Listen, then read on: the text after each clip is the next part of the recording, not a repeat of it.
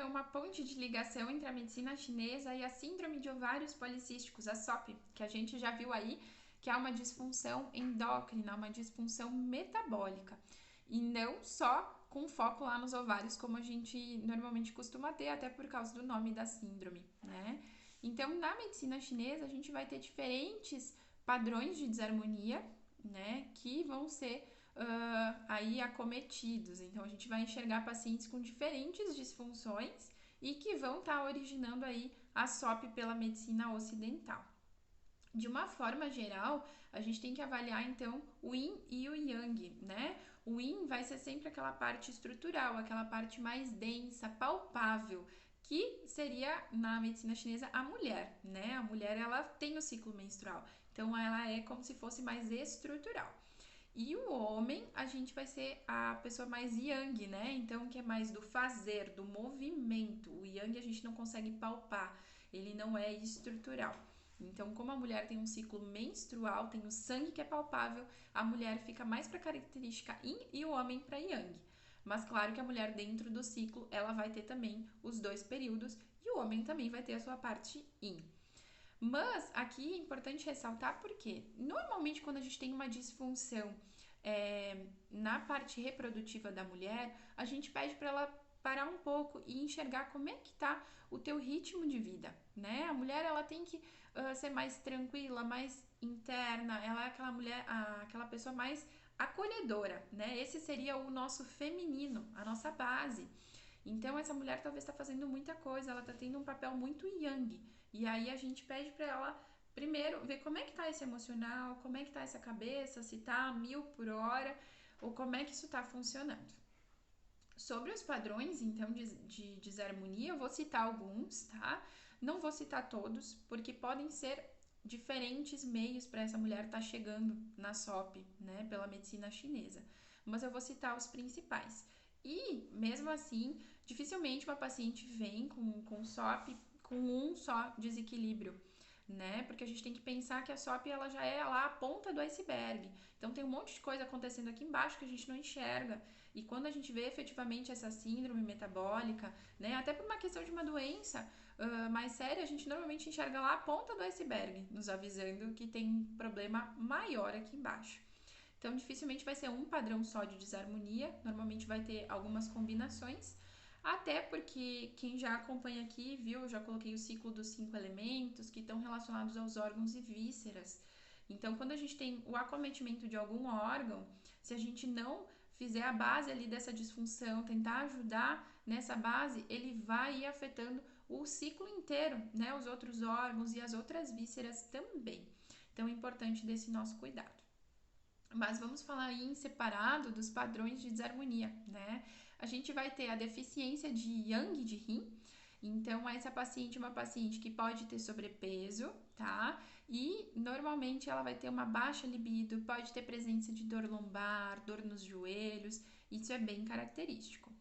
Depois a gente vai ter deficiência de Yin de Rim, então o segundo aí, que é uma paciente normalmente mais magra, bem magrinha, bem agitada, né? Ela pode ter um sono mais instável, pode ter aí também as unhas mais fracas, o cabelo, a pele, também são características de deficiência de Yin do Rim. A paciente com deficiência de Yang de baço, então é aquela paciente com sobrepeso ou obesidade, tá? A gente já vai ter essa característica aí presente.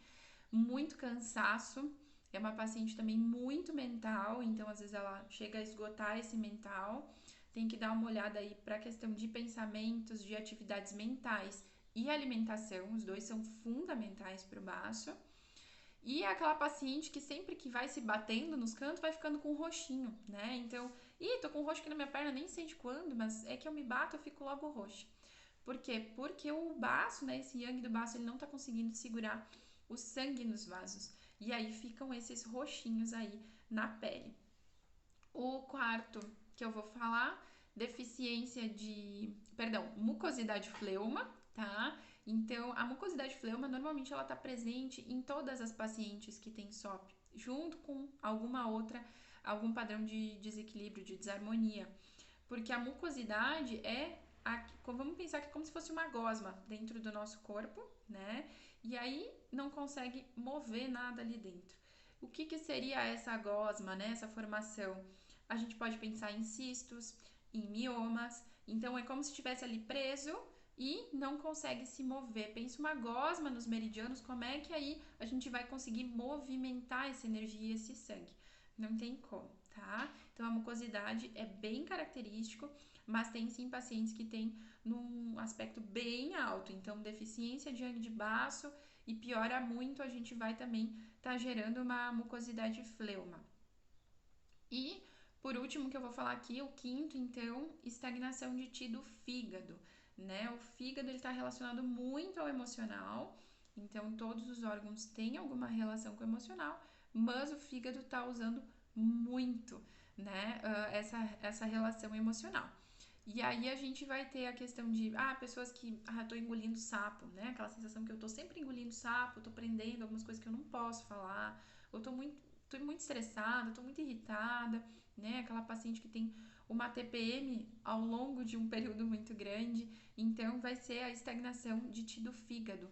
Dor nas mamas, né? Que é a região que passa o meridiano do fígado, também é característico. Dor nos hipocôndrios, nessa região também a gente vai apresentar um pouco de estagnação de tino do fígado, ok? Ele não consegue movimentar o sangue e energia, porque ele é responsável por fazer isso e ele está impossibilitado. Então a gente vai ter essa formação aí pode ter essa formação de cistos e a gente precisa também ajudar a circular. Então, como eu falei, são 5 aqui, eu coloquei 5 padrões de desarmonia, mas a gente tem outros também. Cada paciente ele é avaliado individualmente. Então, além dessas informações que eu passei, tem muitas outras, a gente se aprofunda, né, para verificar como é que é o estilo de vida dessa pessoa. Além disso, avalia língua e pulso, que para nós é fundamental e nos diz como é que tá essa energia desse paciente. Também para fazer aí uma ponte da medicina ocidental e chinesa, a gente vê muito nessas pacientes e a maioria delas apresentam algum grau de debilidade do Jing. O Jing é a nossa energia ancestral. Então é como se a gente estivesse relacionando a área genética, né? Muito já se tem estudado também na medicina ocidental sobre a questão que a SOP também teria origem genética, que ela tem também uma origem genética. Então isso a gente também consegue avaliar. E aí a gente tem o nosso Jing pré-natal, né, que é o herdado dos nossos pais, e o Jing pós-natal. Então esse aqui, o pós-natal, a gente é responsável por essa energia através de alimentação, de atividade física, do nosso estilo de vida. E isso é muito, muito importante da gente estar cuidando e orientando, verificando o que a gente pode melhorar, tá? O cuidado com a SOP, né, o manejo da SOP, ele tem que ser um cuidado e um manejo integral. Então, a gente vai avaliar aí a alimentação, né, os casos que eu falei de umidade, essa geração de umidade, a gente tem que ver a alimentação dessa paciente. Então, por exemplo, laticínios é uma coisa que a gente vai pedir para excluir, que dá muita alteração, tá? Então, alimentação, cuidados específicos, claro que a gente vai ver para cada paciente. Num geral, eu sou paciente de SOP, restringir uso de laticínios, alimentos muito frios, né? Até hoje, agora no inverno, brócolis, cenoura, couve-flor, dá uma salteada, né, na frigideira, dá uma aquecida nesse alimento. Não consome frio. A gente já não tem vontade de comer tanto alimento frio no inverno, né? Mas dá uma alterada aí nessa consistência no que você consegue. Não deixa as frutas na geladeira, né? Procura deixar fora ou tira um pouco antes de comer para ela estar na temperatura ambiente. Tudo isso o nosso corpo ele percebe e ele vai ter que mover energia para isso. Então, se a gente já está com alguma debilidade, com alguma estagnação, pensa como isso é muito mais difícil para o nosso corpo. Então, alimentação, não andar a pé descalço de jeito nenhum, né? Na grama, ok, às vezes a gente fazer um grounding, que a gente chama, tudo certo, mas não no piso gelado, por favor. Né? Atividade física sensacional para quem tem SOP, tá? E aqui em especial eu indico dança, né? Tanto para paciente com SOP quanto endometriose, porque a dança ela vai mover essa energia nesse aquecedor inferior. Ela ajuda muito com os resultados também. Questão da acupuntura, né, que a gente consegue mover e tonificar esses meridianos que estão em debilidade ou em excesso, Então, a gente usa acupuntura, usa eletroacupuntura para mover também, que são os resultados, e toda a pesquisa científica que está relacionado sempre nos indica usar a eletroacupuntura para melhorar os resultados, moxabustão, enfim, e indicação de chás que a gente tem e fórmulas magistrais chinesas também nos trazem muito resultado, porque a gente tem que pensar em tônicos como um geral. E claro, né, gente, individualizado. Esse atendimento desse paciente, se ele está com algum distúrbio, né, se a gente está aí enxergando o pico do iceberg, a gente tem que pensar num atendimento individualizado.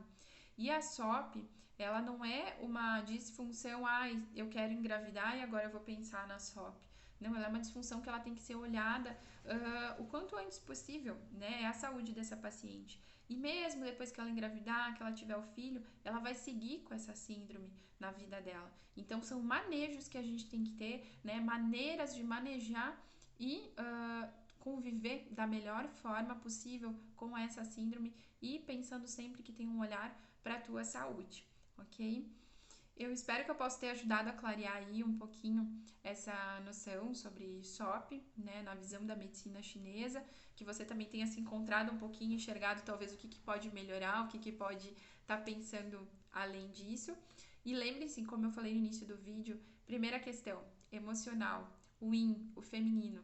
Enxerga o que está precisando aí, né? Se tu está precisando de um tempo contigo mesmo, de relaxamento, de internalizar. O emocional é fundamental, ele está relacionado com isso, né? Eu já falei em outro vídeo, o nosso corpo, ele só vai ovular, ele vai ter esse movimento de ovulação se ele sentir que tá tudo bem, que tá tudo certo. Se tiver estresse, ele não vai querer ter uma chance de gestação porque ele vai achar muito perigoso.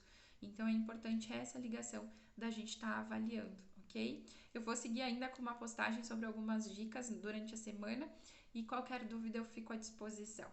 Valeu, gente!